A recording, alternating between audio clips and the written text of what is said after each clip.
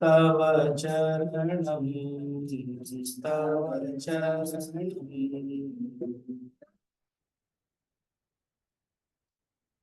आप लोग डिफेक्ट क्यों हो जाते हैं? नमामि नमामि गुरुवर तव चरणं।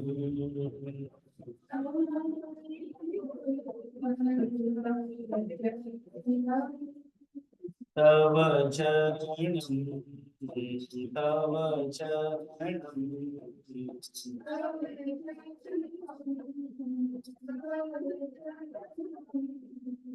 भागीरथी से प्रेरणा पाकर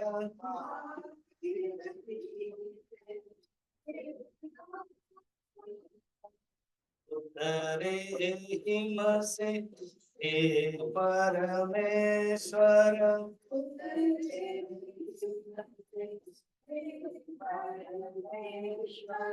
तुझको पूजे हे पुरुषोत्तम।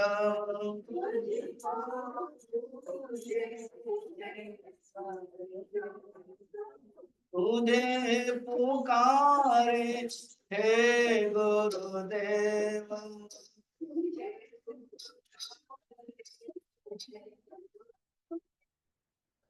सारे ग रे ग प ग प नि प नि सा सा ग रे सा रि सा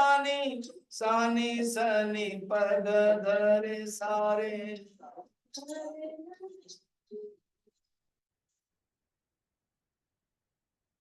नमामि गुरुवर तव चरणं।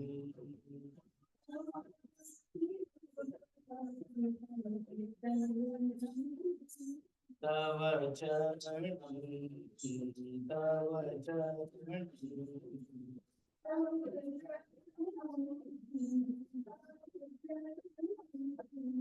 नित्य निरंतर करे ज्ञान तो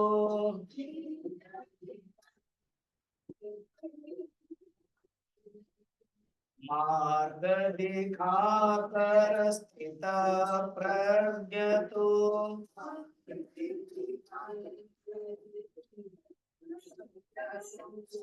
तपोवन के आशीषों से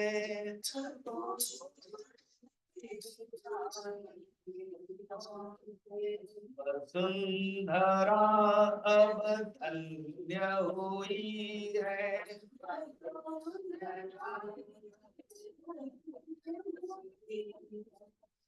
रे ग रे ग प प नि प नि सा सा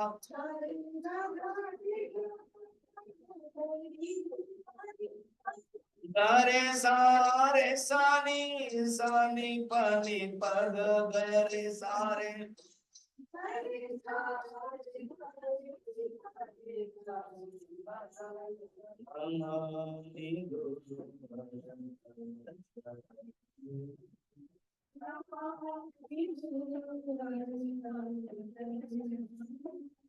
तव चरणं तव चरणं।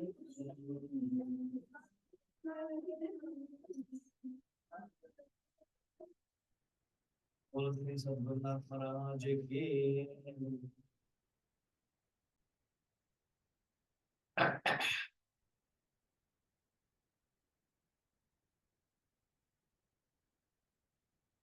छांदोग्य उपनिषद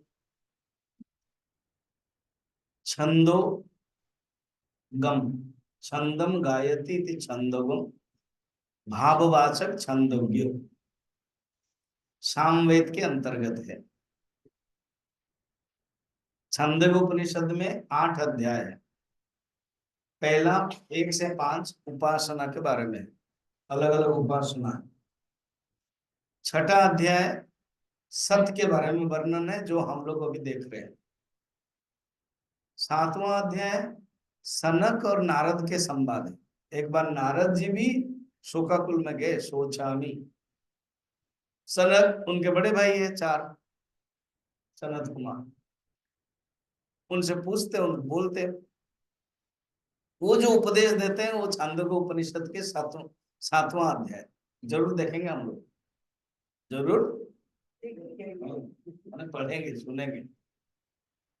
फिर आठवां अध्याय है, अच्छा जो सातवां छठा अध्याय वो सत्य के बारे में, परमात्मा के सत्य तत्व के बारे में, और जो सातवां है वो आनंद है, क्योंकि सुख में है भूमा वही तत्सुखम, ऐसे मंत्र आता है।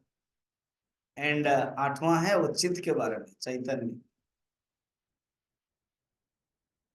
जैसे पंचदशी में 15 अध्याय, पंचदशी, तो पहला 5 विवेक, फिर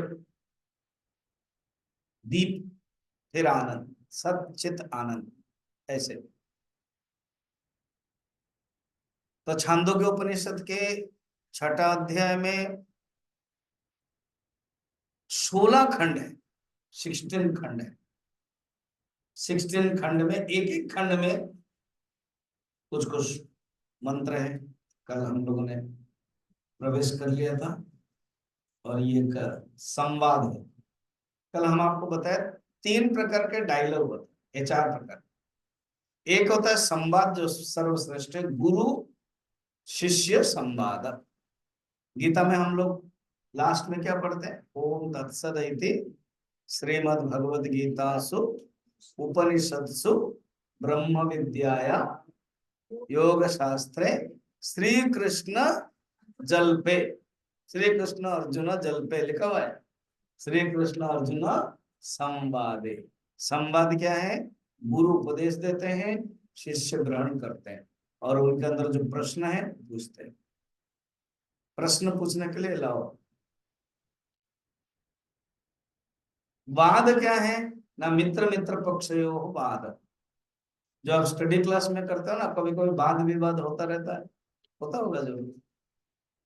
कोई कुछ बोल देता है जीवात्मा परमात्मा, परमात्मा एक है कि अनेक है, वो कुछ ना कुछ डिस्कशन होता होगा।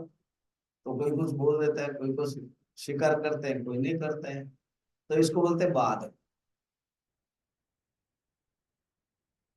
मित्र मित्र मित्र पक्षयो माने डायलॉग बिटवीन 2 स्टूडेंट्स, मित्र। 2 हो गया वाद संवाद। जल्प माने क्या, सोमत मंडनम परमत खंडनम, अपने पक्ष के मंडन करना और दूसरे पक्ष को खंडन करना। नहीं नहीं, हम जो बोलते हैं वो सही है, अद्वैत वेदांत सही है, द्वैत वेदांत गलत है, इसको बोलते हैं जल्प। वेदांत कहता है तुम अपने अपने डिस्कशन कर लो, मेरे पास आओ, मैं सब स्वीकार कर लेता हूँ। संवाद को ज्यादा मानते हैं, इसलिए सारे उपनिषद संवाद में है। ऐसे कोई उपनिषद नहीं है जो गुरु शिष्य का संवाद नहीं। The dialogue between teacher and taught. Gurudev तो बोलते these are the sessions between teacher and taught regarding ब्रह्म विद्या।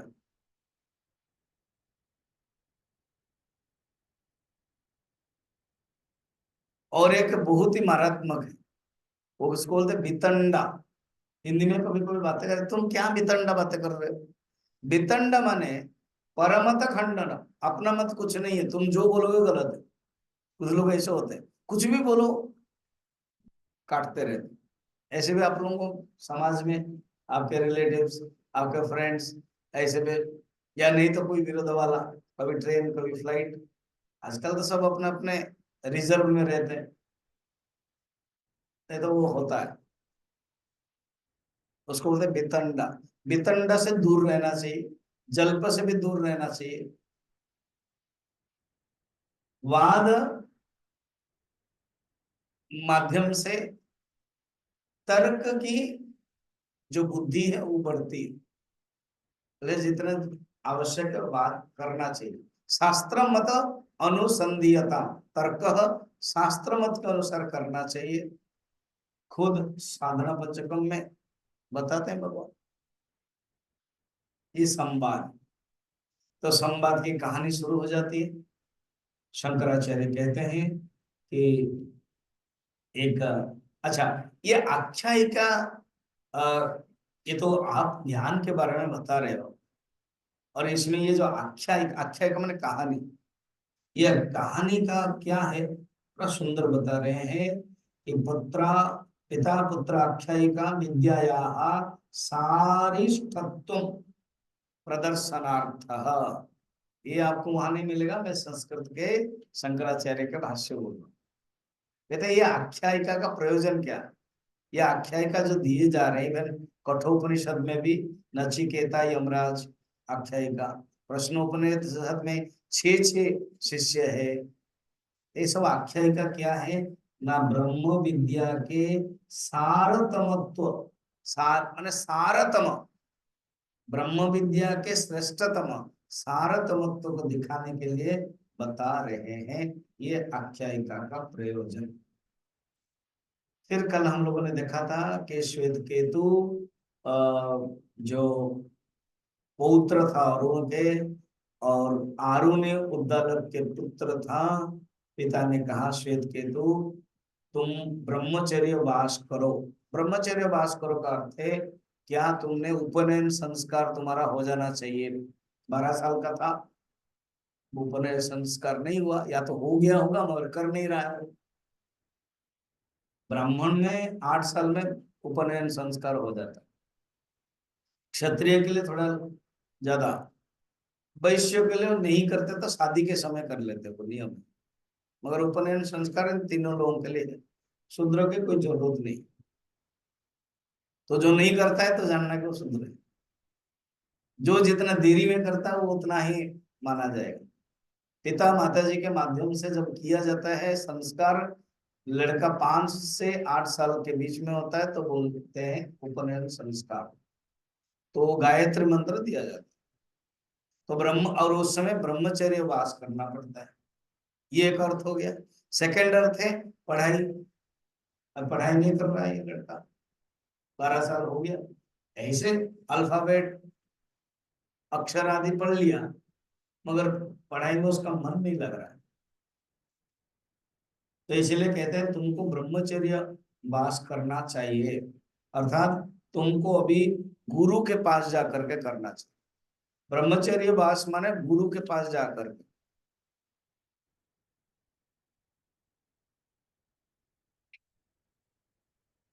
गुरु का एक दूसरा नाम है देशिक, अर्थात उनके देश में जाकर रहना। देशिक मन क्या है? देश माने जगह, उनके जगह पर शिष्य गुरु के पास जब जाता है, गुरु का नाम हो गया देशिक। ये मैंने किसी ग्रंथ में बताते हुए बताया था। तो तुमको गुरु के पास जाकर के रहना चाहिए और ब्रह्मचर्य पालन करना है। 12 साल तक तुमको पढ़ना चाहिए। तो फिर एक बहुत बड़ा डायलॉग बता रहे हैं, हमारे कुल में ऐसे नहीं है जो आ, होकर के अध्ययन न करता हो। अनुच्य नहीं है, अनुच्य में, अनुच्य माने अध्ययन करना, अनुच्य माने अध्ययन नहीं करना, ऐसे कोई नहीं है अध्ययन नहीं कर। देखो ये बड़ा सुंदर बातें मैं बता रहा हूं आपको प्रैक्टिकल में। हर पेरेंट्स को समझना चाहिए कि मेरा दायित्व क्या है जब बच्चे उत्पन्न हो, उनको वैल्यू देना चाहिए। वैल्यू ही इंपॉर्टेंट, वैल्यू मेन है। हम्म? अब हमारे डियर अम्मा, शशि अम्मा, तीनों बेटे को, अभी डॉक्टर राजन भी सुन रहे हैं, तीनों बेटे को बड़े अच्छे संस्कार दिए। उनका नियम है, कभी मैं 4 साल में देखा हूं, कोई आया है तो मंदिर को जरूर आना है यहाँ। प्राय में 1-2 बार जब धीरज आए तब मैं नहीं था, कोई बड़ा फंक्शन, अदरवाइज जब भी आए स्वामी जी से मिलो, प्रणाम करो, दक्षिणा दो। तो ये जो संस्कार है वो पिता माता जी को ऊपर देते, बच्चों के ऊपर भी पढ़ाए। जो आजकल के जनरेशन उनको थोड़ा सा लगता है, कुंठा लगती है, समझ में आ जाता है। मगर जो मिडिल, अब जैसे धीरज बार बार बड़े, इस बार धीरज तो यहीं रहने लगे, बोले कि हम थोड़ा आश्रम के वातावरण में रहते हैं। और वो बोल रहे थे कि मम्मी मुझे बार बार बोल रहे थे कि तुमको अभी 50 ईयर्स हो रहा है, तुम अभी थोड़ा सा स्पिरिचुअलिटी में जाओ। मतलब मुझे बता रहे थे अभी स्वामी जी हमें करना है ये बात है। तो पेरेंट्स के ऊपर निर्भर कि बच्चों को, इसलिए आरुणि उद्दालक एक ग्रेट अच्छा पेरेंट। देखो ये उपनिषद हमें बहुत कुछ सिखाती। तो कहते हैं हमारे कुल में इसे नहीं होता है कि कोई बिना पढ़े के रहता है। सोचो तो, जब भी कभी आपको, स्पेशली आप कुछ लोग है, डॉक्टर शैली हो, कुछ हो, आप अपना परिवार के जो रिलेटिव से, उनके अगर परिवार के कुछ प्रॉब्लम सुनते हो, तो जरूर आप अपना वैल्यूज को भी देना है, तभी आप बोल सकते। फर्स्ट है आप अपना वैल्यूज को देते हैं, तो आप बोल भी सकते हो कि यही वैल्यू, मैं अध्ययन कर रहा हूँ, तुम लोग भी अध्ययन करना है। मैं पूजा पाठ कर रहे हूँ, तुम लोग भी पूजा करना है। अब जैसे इन्होंने श्राद्ध के किया, वाकई बड़ा सिस्टमेटिक किया। 7 दिन भागवत, ब्राह्मण, पूजा, अंतिम दिन हवन, फिर 11 ब्राह्मण को प्रसाद भोजन, ये सब सिस्टमेटिक। इससे क्या होना, इसीलिए तो श्राद्ध माने क्या, श्रद्धा से युक्त जो है श्राद्ध, संस्कार पड़ता है और धर्म भी बजाय रहता है। अब बांग्लादेश में जो घटना हो रही है, कुछ कुछ स्ट्रॉन्ग हिंदू है, वो कह रहे हैं हम ना बांग्लादेश छोड़ेंगे और ना हम हिंदू तो छोड़ेंगे, हम रहेंगे डट के। एक तो वायरल हो रहा है कि एक लेडी है, वो खड़ग लेकर के आ रहे, आओ कोई मेरे साथ मुकाबला करने के लिए। सोचो, ये आवश्यक पड़ता है। तो कितना सुंदर है, सात्विक भाव से पिता कह रहे हैं हमारे कुल में ऐसे नहीं हुआ है। तो जो कुल है ना, भगवान रामचंद्र भी शबरी के प्रसंग में 10 परिचय के, उसमें से कुल बड़ाई बताते हैं। तो हमारे कुल में ऐसे कोई नहीं है जो वेद का अध्ययन नहीं किया। आजकल तो डायरेक्ट अगर देखा जाए तो उस समय के और अभी के वेद का अध्ययन के पॉइंट नहीं आ रहा है, और वैल्यूज, जो संस्कार है, जो मूल्य है, थोड़ा सा पूजा करना, जप करना, स्नान करना, आजकल बच्चे बहुत देरी से उठते हैं और पेरेंट्स भी कुछ कहते हैं। तो ये हमारे संस्कार बताना पड़े, इसलिए कहते हैं ऐसे नहीं है, हमारा कुल में ऐसे नहीं होता है कि जो कोई अध्ययन नहीं किया हो। सेकंड क्या कह रहे हैं, ब्रह्म बंधु अध्ययन अध्ययन नहीं किया हो। ब्रह्म बंधु का अर्थ क्या है, ब्राह्मण तो है मगर ब्राह्मण का आचरण न करे, वो है ब्रह्म बंधु। इसी को आप देखना तुलसीदास जी ने रामचरितमानस में क्षेत्र बंधु का, आपके जो किताब है आपके पास हिंदी है, शंकरानंद जी का उन्होंने जोड़ा है क्या, गोस्वामी तुलसीदास जी ने क्षत्रिय वंश में उत्पन्न हुए क्षत्रियों को आचरण न करने वाले क्षत्र बंधु का, क्षत्र बंधु ते विप्र बोलाई, भाले लिए सहित समुदाय। ठीक, तुलसीदास जी के बातों को वहां भी उन्होंने यूज किया, क्षत्र बंधु। भागवत में भी किया। भागवत में परीक्षित के लिए जब परीक्षित अनुताप कर रहे थे, कहते मैं तो क्षत्र बंधु हो गया, अर्थात क्षत्रिय का जो आचरण करना चाहिए वो नहीं किया, मैंने गलत किया। क्या किया उन्होंने, एक मरा हुआ सर्प को समीक ऋषि के गले में लटका दिया। तो क्षत्र एक क्षत्रिय है, क्षत्र, और मैं राजा हूं, मेरे अंडर में ये ऋषि लोग हैं।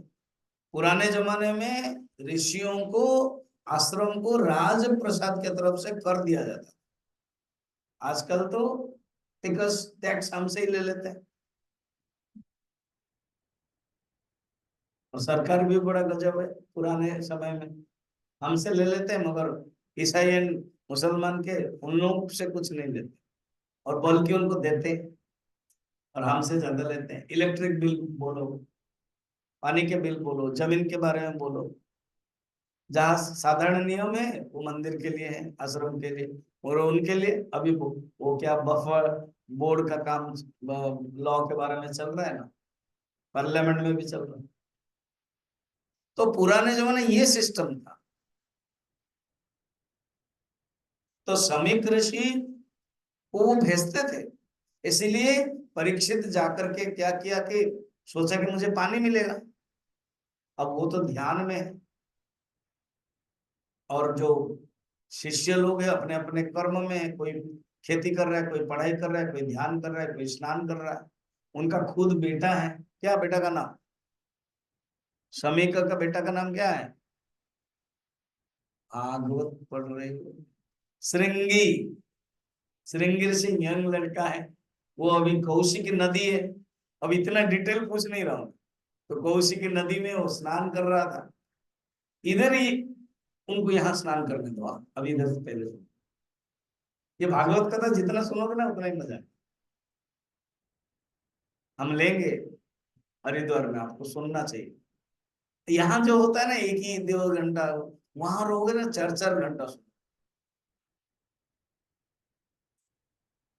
तो 4-4 घंटा हम कैंप लेंगे। माने हरिद्वार में एक सुंदर जगह ढूंढ लिया है, आश्रम है बहुत बढ़िया।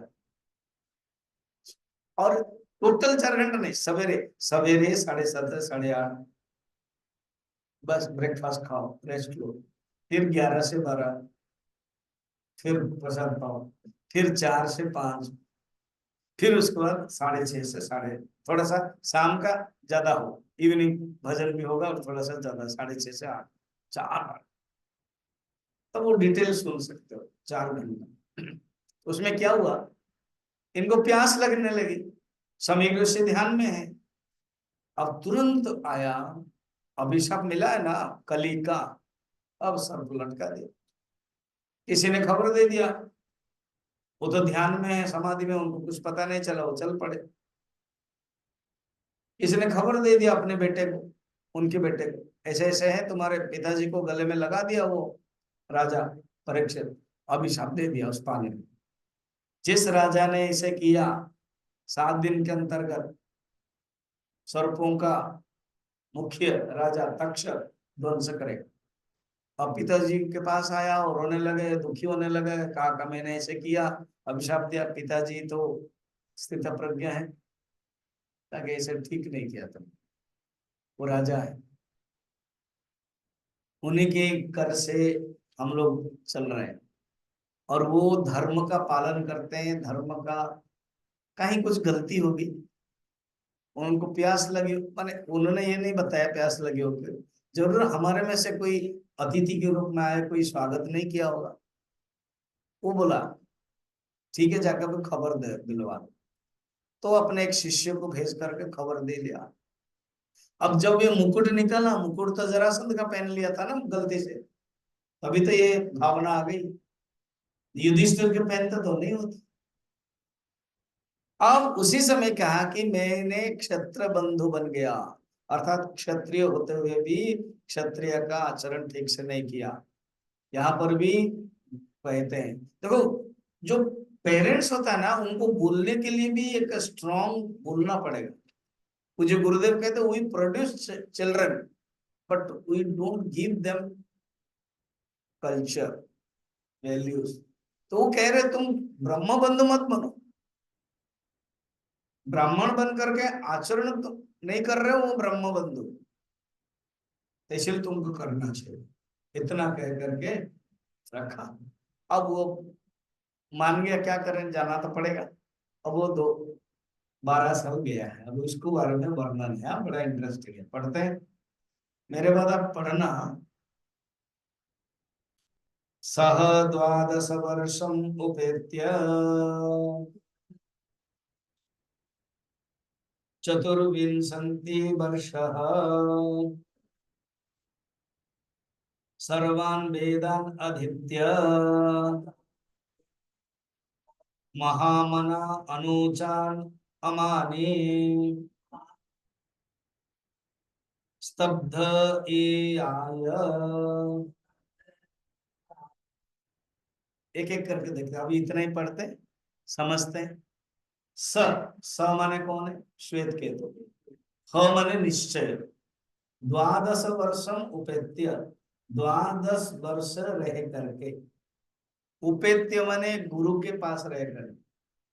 देखो खुद उद्दालक इतना बड़े गुरु है। अभी बड़ा इंटरेस्टिंग उपनिषद में है, जिस गुरु के पास गए उस गुरु का नाम नहीं है, मगर ये जो उपदेश दिया इनका नाम प्रसिद्ध हो गया। मैंने आपको कहा था ना, तत्वमसि हमारे वेदांत के सर्वश्रेष्ठ वाक्य हो गया। और ये कौन सा वाक्य है? तत्वमसि। हे भगवान, महावाक्य तो है मगर कौन सा वाक्य है? ठीक, तो बड़ा डाउट में बोल रहा हूं, उपदेश।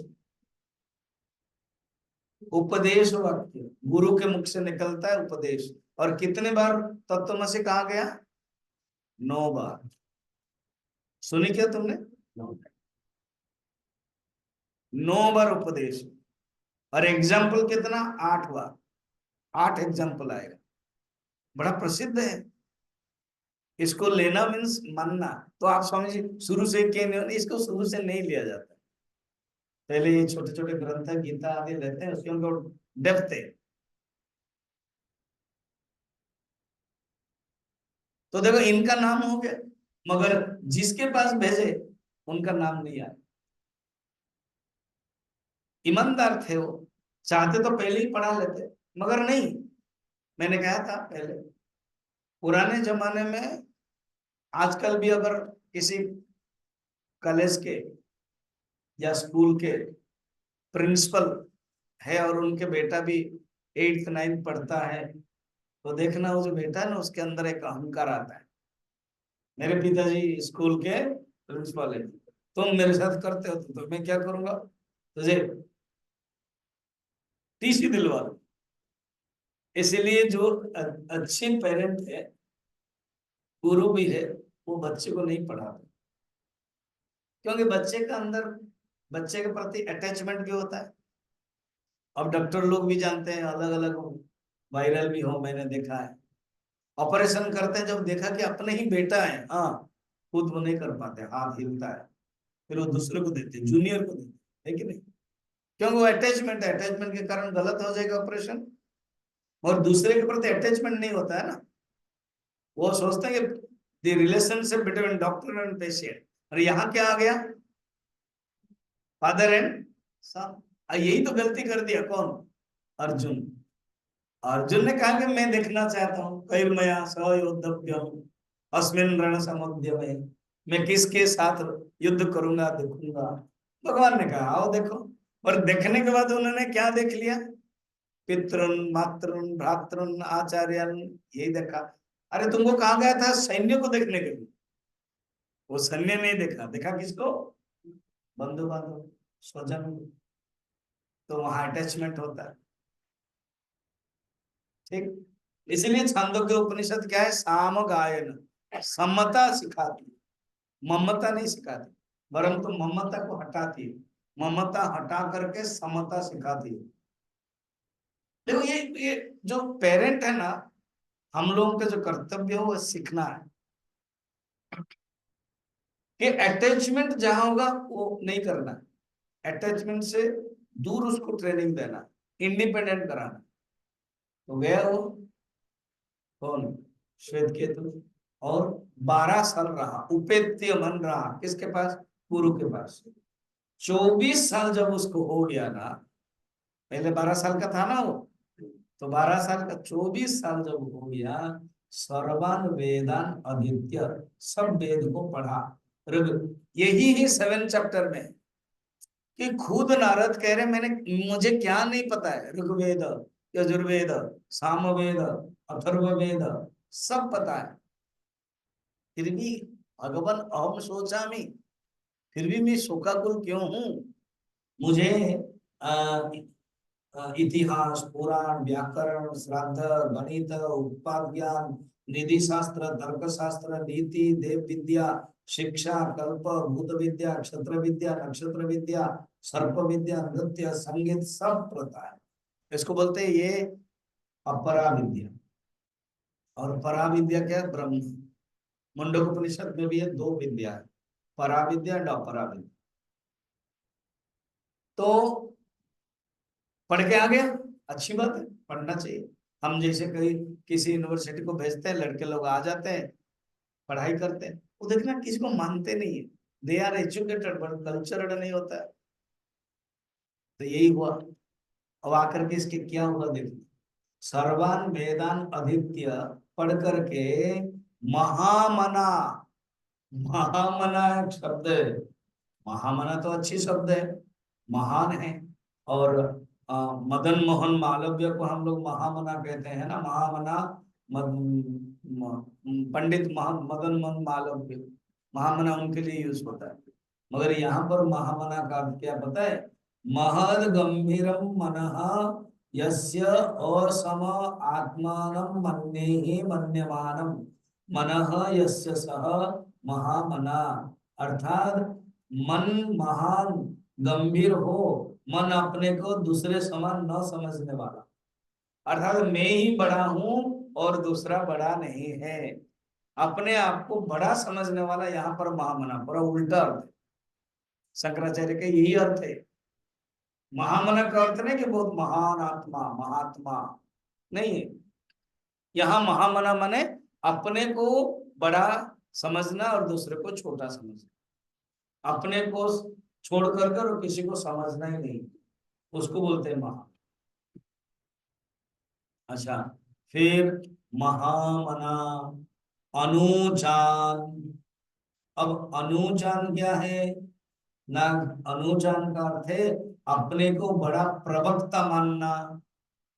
अनुजान अर्थात मैं ही बड़ा प्रवक्ता, वक्ता माने मैं सब जानता हूं, अपने को बड़ा प्रवक्ता मानना। अनुचान मानी, स्तब्ध, स्तब्ध माने अविनीत, तो पोलाइट नहीं है।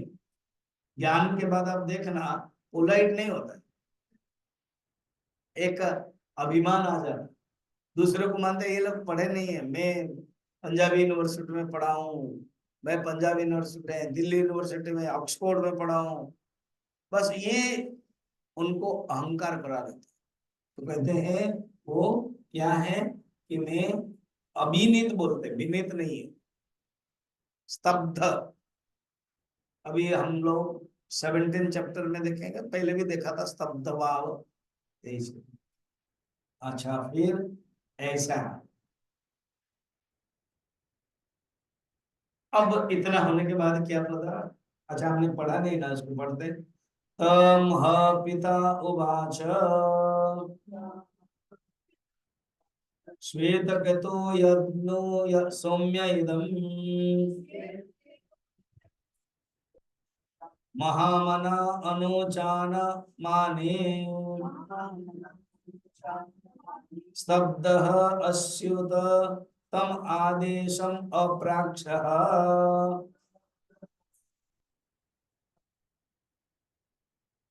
ऐसे श्वेत केतु को उन्होंने मार कर लिया कि जब वो आया, बच्चा था तो प्रणाम करता था, अब ये प्रणाम नहीं किया होगा, पिताजी नमस्कार। आजकल बच्चे लोग ऐसे करते हैं, नमस्कार, प्रणाम झुकते नहीं। माता जी को mummy how are you, fine, प्रणाम भूल जाते हैं, दे डोंट डू प्रणाम। और हम लोग भी पेरेंट्स के दृष्टि से बोलते भी नहीं, जरूरत नहीं, ना करने दो, तो एक संस्कार है। तो फिर क्या कहा, अपने मम्मी को नहीं किया तो दूसरे को भी करेगा ही नहीं, सीखेगा ही नहीं। तो पिताजी ने जान लिया। तो पिताजी अभी क्या बोल रहे हैं, क्या तूने वो आदेश कभी पूछा है? आदेश माने यहाँ पर तम आदेश प्राक्ष, ये पहले बता दिया ना उसका लक्षण जो महामना, पंडित मन्या, अभिनीत, सब हो गया। क्या तुमने वो आदेश का अर्थ क्या पता है? यहाँ पर बता रहे, आदेश माने,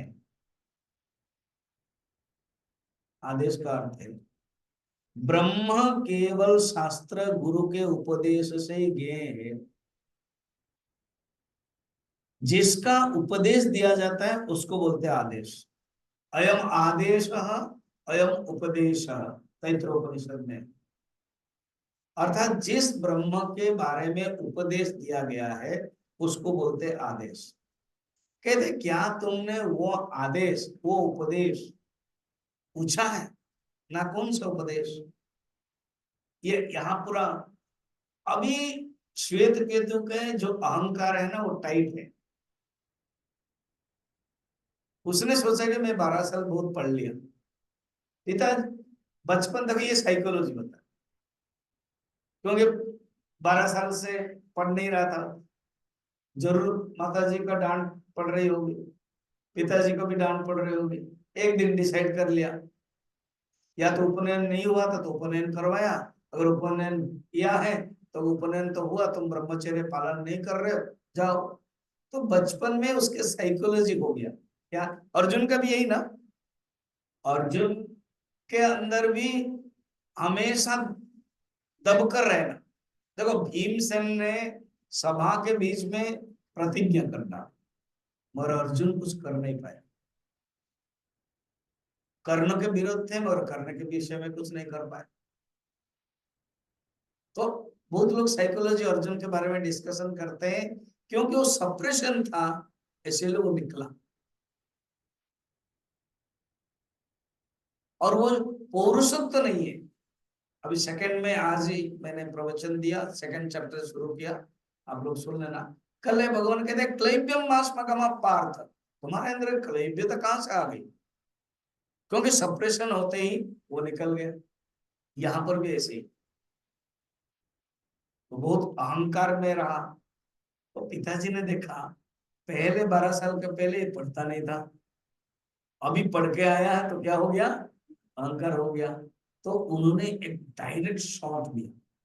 क्या ऐसे आदेश, उपदेश, ज्ञान तुमने कभी पूछा तुम्हारे गुरु को?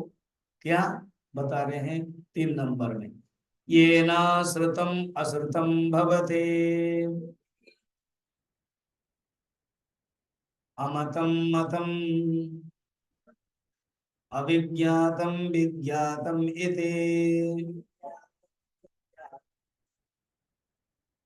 अब बाद में पढ़ेंगे तो एक एक करके ले रहा हूं। कहते तुमने क्या अपने गुरु को ऐसे आदेश, ऐसे उपदेश, ऐसे ज्ञान कभी पूछा जिसके द्वारा अश्रुत भी श्रुत हो जाता है? अश्रुत माने क्या है? जो सुना नहीं जाता है कभी, पर उस ज्ञान से तुम उसको सुन सकते हो। और अमतम मतम, जिसके द्वारा तुम सोच नहीं सकते हो उसके द्वारा सोच सकते हो। कहते हैं अदृष्टम दृष्टम, ये बृहदारण्यक उपनिषद में भी है। जो अदृष्टम है उसको देख सकते हो। यहाँ पर 3 चीजें हैं। क्या? अश्रुतम श्रुतम, अमतम मतम, और अभिज्ञातम विज्ञातम। अर्थ क्या है इसको याद रखना ठीक से। जो परमात्मा अश्रुत है, अर्थात अनहार्ड, अनथिंकेबल और अननोएबल, मगर ऐसे कोई उपदेश से, ऐसे कोई सीक्रेट ऑफ नॉलेज से वो परमात्मा हार्ड हो जाएगा। HARD नहीं, HEARD, हार्ड। और थिंकेबल, अर्थात तुम थॉट प्रोसेस में आ जाएगा, और नोएबल हो जाएगा। डायरेक्ट है ना? ऐसे सुन करके उसका अहंकार थोड़ा शिथिल पड़ गया। ये तो कभी नहीं सुना था मैंने।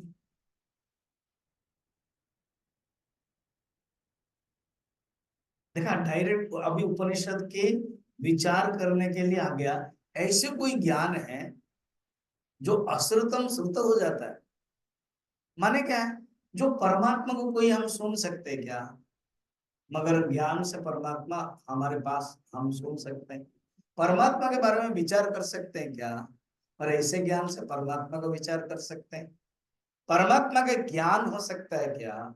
ऐसे ज्ञान से परमात्मा का ज्ञान हो जाता है। ज्ञातव्यम अवशिष्यते, गीता में भी कहते हैं, एक बार ज्ञान जान लिया और कोई ज्ञान जानने की आवश्यकता नहीं रहती, यही अर्थ है। एक बार यल्लाभान नापरो लाभ, यज्ञानात नापरो ज्ञान, ऐसे ज्ञान प्राप्त कर लेते हो, और इससे और बड़ा ज्ञान कोई नहीं है। हो गया ना, उसने सुना ही नहीं था। देखो, वेद पढ़ा था, सब कुछ पढ़ा था, और इस ढंग से नहीं सुना था। ऐसे तुम्हारे गुरु ने, गुरु को तुमने कभी पूछा? गुरु से तुम देखो, यहाँ श्लोक देखना, क्या बोलते हैं? अनुजन्मानि शब्द स्युः तम आदेशम अप्राक्ष्य। ये नहीं कि तुमने, गुरु ने बताया, नहीं, क्या तुमने पूछा, इसे डिफरेंट हो जाता है। गुरु बताया, तुम अधिकारी हो कि नहीं है, बता दिया। और तुमने पूछा, मैंने तुम्हारे अंदर एक प्रश्न होता है, तुम्हारे अंदर एक भाव आता है, तुम्हारे अंदर एक साधन चतुष्टय संपन्न होता है। साधन चतुष्टय संपन्न क्या क्या है?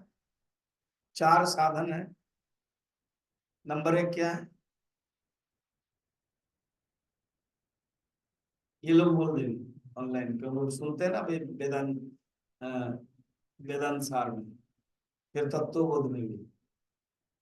विवेक नंबर वन, जिसके पास विवेक है वो साधन चतुष्टय अधिकारी का नंबर वन हो गया। सेकंड क्या है विवेक के बाद? विवेक के साथ जुड़ा होता है वैराग्य। पहला क्या है? विवेक। सेकंड क्या है? वैराग्य। थर्ड क्या है? सम आदि छह संपत्ति। सम, दम, उपरम, तितिक्षा, श्रद्धा, समाधान। कितने हुए? छह। मनो निग्रह समः, दमो निग्रह दमः, सहनम, शीत उष्णादि सहनम, तितिक्षा, श्रद्धा, गुरु वेदांत वाक्येषु श्रद्धा, उपरम, स्व धर्म अनुष्ठानम एव उपरमः, या इंद्रिय इंद्रियाणाम विषयभ्य आकृष्य स्वगोलोके उपस्थापनम उपरमः। एंड लास्ट है समाधानम, चित्त एकाग्रता। ये छह क्वालिटी है, इसको बोलते हैं छह संपत्ति है, षटक संपत्ति। ये 3 नंबर में आ गया। और लास्ट क्या है? मुमुक्षुत्व। गुरु ने, पिताजी ने पूछा, क्या तुम्हारे अंदर अपनी तरफ से क्वालिटी है? तुमने पूछा, अध्ययन तो कर लिया, प्रश्न पूछा, ये नहीं कि उत्तर, माने ये आदेश, ये वाले, ये न अश्रुतम श्रुतम, गुरु ने बताया, ये नहीं बोला। क्या तुमने पूछा? फर्क है। कितना सुंदर है। तो पता है अब क्या कह रहा है? देखो क्या कह रहा है श्वेत केतु। कथम नो भगवस आदेश भवति इति। पढ़ो।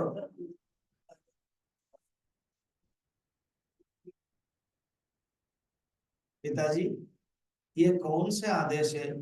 ये तो मुझे पता नहीं। ये आदेश किस प्रकार है, ये मुझे पता नहीं। पता है वो लड़का क्या बोलेगा?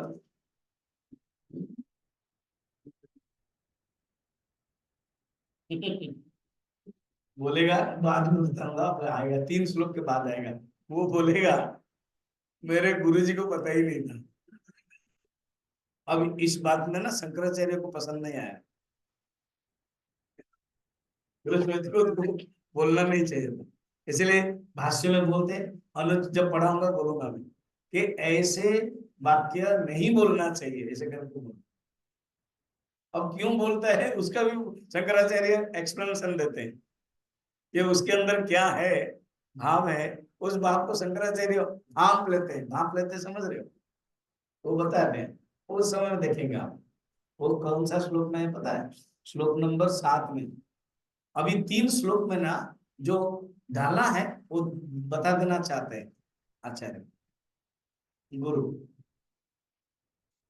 तो उसके जो अहंकार था, क्या लक्षण था, क्या क्या गुण था बताओ तो। उसके अंदर जो दुर्गुण था क्या क्या था, वो शब्द बोलो या तो समझा के बोलो। महामना था, अर्थ क्या था यहाँ पर, अपने आप को बड़ा समझने वाला। सेकंड क्या था, अनुचार मन में मैं ही सबसे बड़ा वक्ता हूँ, मुझसे बड़ा वक्ता नहीं है, या तो कोई सब्जेक्ट के ऊपर पूछ लो मैं बोल सकता हूँ। और एक क्या था, हाँ? अविनित माने स्तब्ध, स्तब्ध था ना शब्द, ओरिजिनल शब्द क्या था, स्तब्ध, उसको ही अविनित कहते हैं। ऐसे था, तो पूरा अहंकार का भरा हुआ था। जब इतना डायरेक्ट सोच लिया, क्या ऐसे ज्ञान के बारे में तुमने पूछा जो 12 साल जाके रहा, अश्रुतम श्रुतम भवति, अमतम मतम भवति, अविज्ञातम विज्ञातम भवति, तो हिल गया, वो हिल गया रे। और पिताजी भी छोटे बच्चे करके पहले भी नहीं पढ़ाया था। पहले तो उपनयन दिया जाता है, गायत्री मंत्र दिया जाता है, उपासना किया जाता है, पूजा करने के लिए किया जाता है। ये ब्रह्म विचार के लिए तो जब एज होगा तभी करेगा। तो अभी पूछ ले, 14-24 साल हो गया लड़का को, पढ़ के आया हुआ है, माँ को बोलता माँ मैंने सब पढ़ लिया। पता है यहाँ पर वर्णन भी है, ये लड़का बोलता था कि मैं जनक राज के सभा में जाऊंगा और याज्ञवल्क्य को क्या करूंगा, परास्त करूंगा। अब याज्ञवल्क्य तो जो ऋषि है, जिन्होंने उपनिषद लिखा है, बृहदारण्यक उपनिषद, जिन्होंने सूर्य को उपासना की है, सूर्य से वर मिला है, उनको ये गार्गी भी बोल रही थी, और गार्गी जाकर मान लेती, उनके शिष्य स्वीकार कर लेती। अब गार्गी के बारे में भी एक उपनिषद गंगा में है, एक सीरियल, ये तत्वमसी का 50 नंबर का देख लेना, देखा कोई, उपनिषद गंगा के 50 नंबर देख लेना, यूट्यूब में जाना, लिख लेना यूट्यूब में उपनिषद गंगा 50, उपनिषद गंगा एपिसोड 50, ऑटोमेटिक वो आ जाए, 20 मिनट का ही, उसमें वर्णन है, यही बात है। फिर उसके बाद क्या हुआ, हाँ, अब उसका ढीला हो गया, ढीला हो गया मगर अच्छा है, क्या बोला कि प्रथम नु भगवान, हे भगवान, देखो यहाँ इतना संस्कार है, पिताजी को भी क्या बोलते बोला जाता है, भगवान, और गुरु को भी क्या बोला जाता है, भगवान। इसलिए इतना तो संस्कार उसके पास है। और श्वेत केतु नचिकेता के स्टैंडर्ड के ही बनेगा अभी, ज्ञान प्राप्त कर लिया है ना, तो उसके पास तो है, तो इसलिए हे भगवान, वो कैसा आदेश है बताइए। तो उन्होंने 3 श्लोक में, 4, 5, 6, 3 श्लोक में 3 एग्जाम्पल दे, और उस आदेश को, उस सत्य को बारे में बताना चाहते, यार पढ़ेंगे। ये बड़ा प्रसिद्ध श्लोक है, ये 4 नंबर, ये हिट श्लोक है, ये मेन श्लोक है, ये प्रतिज्ञा वाक्य है। और ये क्या बोलते हैं, जो जैसे मैं समझाता हूँ, हमारे पंजाब में पटियाला में या अलग अलग जगह पर जो कियारी होता है ना, वो पानी होता है, वहीं से निकलता है, उसके बाद पानी अलग लग जाता है। जब मटर चला लेते हैं तो एक पाइप, बहुत बड़ा पाइप होता है, पानी जाता है कि नहीं, तो ये श्लोक है, बहुत बड़ा पाइप बना है, अर्थात इसी से ही बाकी सब जाएगा। और है उसके श्लोक के वचन, क्या कहते हैं, यथा सौम्य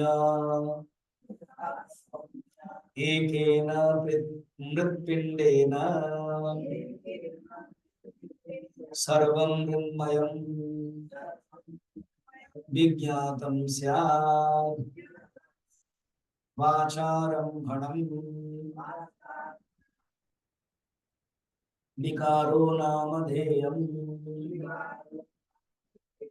मृत्तिका एव सत्यम्। कहते सुनो, हे सौम्य, मैं जो तुमको प्रश्न पूछा था कि तुमने पूछा क्या उस परमात्मा के बारे में, जिसके कारण अमतम मतम भवते, अविज्ञातम विज्ञातम भवति, अश्रुतम श्रुतम भवति। पूछा था उस परमात्मा के ज्ञान के बारे में? अगर नहीं, मुझे मैंने तो पूछा नहीं था, आप बताइए। तो बता दिया क्या, सुनो, यथा हे सौम्य, जिस प्रकार एक मृत्तिका के पिंड के द्वारा संपूर्ण मृण्मय पदार्थ का ज्ञान हो जाता है। अर्थात कोई एक कुल्हड़ है, मिट्टी का कोई कुल्हड़ है, ठीक है, तो मिट्टी का कुल्हड़ देखा, तो उससे मृत्तिका को जब जानोगे, अर्थात मृत्तिका कुल्हड़ कार्य है और मिट्टी क्या है, कार्य है। मिट्टी कार्य है, मिट्टी कारण है, और कुल्हड़ जो है वो क्या है, कार्य है। कुल्हड़ माने घड़ा, छोटा को कुल्हड़ बोलते, कलश।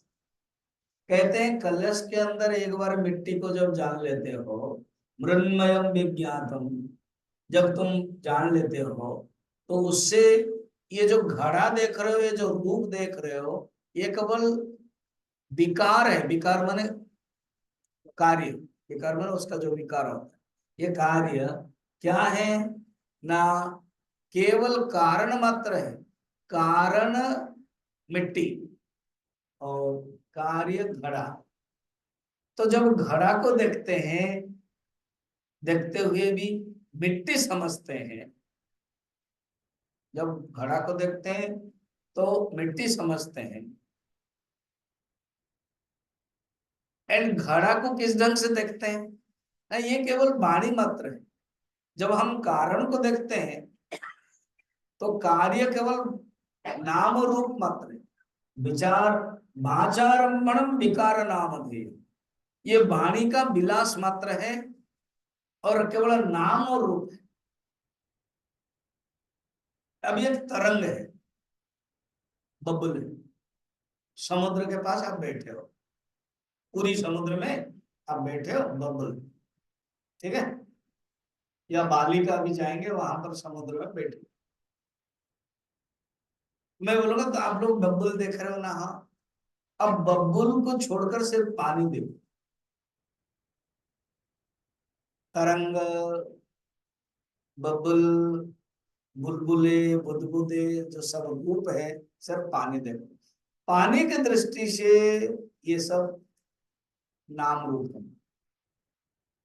पानी को छोड़ करके ना बुलबुल हो सकता है, ना बुदबुद हो सकता है, ना कुछ हो सकता है।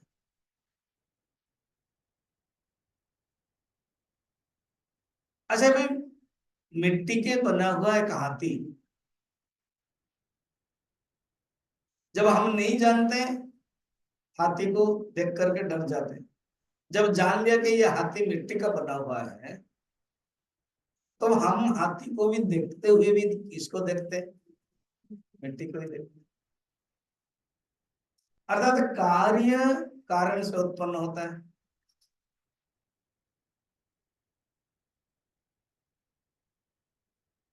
और कार्य के पहले कारण था। ये जो कलश है, कलश जब बना, कलश है क्या, मिट्टी ही है। कलश जब नहीं बना था तो भी मिट्टी थी, कलश जब है तो भी मिट्टी है, और कलश नष्ट हो जाएगा तो भी।